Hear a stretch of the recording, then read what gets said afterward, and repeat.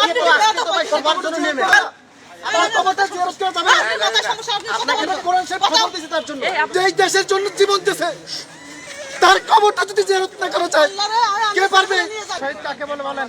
শহীদের ব্যাখ্যা দেন হুজুর, শহীদের ব্যাখ্যা দিয়ে দেখো। এই মানুষের জুলুমের বিপক্ষে যে দাঁড়াইছে সেই শহীদ। হাতে বাচ্চা কাচ্চা আছে, এই জন্য তো বাইসে যাচ্ছে।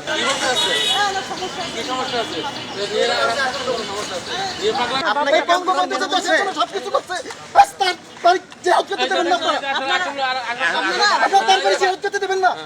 এই দেশের জন্য সবকিছু করলো, স্যারকে ফোন দেন একটা।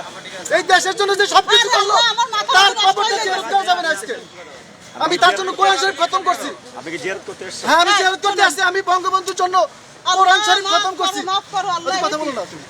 আপনি কি পাগল হয়েছেন নাকি? একদম মাথা নষ্ট হয়ে আমি গেছে। বঙ্গবন্ধুর কবরটা জিয়ারত করা যাবে না আজকে। আপনারা যেই দেশের জন্য সবকিছু করছে, যেই দেশের জন্য জীবন দিয়েছে তার কবরটা যদি জিয়ারত না করা যায় কে পারবে? এই 15 আগস্ট তার কবরটা জিয়ারত করা যাবে না।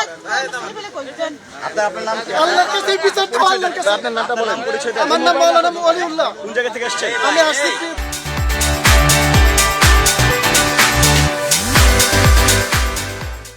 বরিশাল পিরোজপুর থেকে। আপনি কি এখানে আমি জিয়ারতের উদ্দেশ্যে আসছি আমার পরিবার সহ। আমরা বঙ্গবন্ধু তার কবর তো কোন পাড়ায়? তার বাড়িতে আজকে এইভাবে নির্মমভাবে 15 আগস্ট থেকে শহীদ করা হয়েছে। কি করতে এসেছেন? আমি আসছি তার জন্য কোরআন শরীফ খতম করছি। দুইটা খতম দিছি আমি, দুইটা খতম দিছি তার জন্য জিয়ারত করবো তার বাড়িতে। আমি তার নির্মমভাবে যারা 15 আগস্ট তার সব পরিবারকে শহীদ করছে এই দেশের জন্য। ব্রিটিশরা তারা এই ব্রিটিশদের বিরুদ্ধে আন্দোলন করছে, এই ব্রিটিশরা আবার এই দেশটা দখল করছে। এই ব্রিটিশ দুনিয়া শক্তি। আপনি কি ওলা মালিক করতেন? না না আমি কোনো দল করি না। এই দেশ আবার ব্রিটিশ এবং পশ্চিমা শক্তি দখল করছে।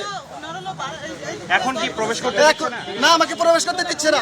কি বলছেন? প্রবেশ করতে এসেছিলেন? যে আমি সোজা তাকান, তার জন্য কোরআন শরীফ খতম দিছি, দোয়া করবো। আমি এই জন্য আসছি তার পরিবারের জন্য। স্ত্রী নিয়ে এসেছেন? হ্যাঁ আমি আর স্ত্রী আমার 3 সন্তান সহ আসছি। এখানে জানান না এখানে বাধা দেওয়া বাধা আছে বা এখানে এদের সমস্যা? কেন বাধা হবে এটা আমরা জানি নাকি? সারা বছর তো এখানে সব জায়গায় ঢুকে একজন মানুষ মারা গেছে, তার কবর জিয়ারত করলে এমন কি ক্ষতি হবে? এখানে তো তার কবর না, কবর তো তার হচ্ছে পরিবারের সবাই তো এখানে নির্মমভাবে শহীদ হয়েছে এই 15 আগস্টে।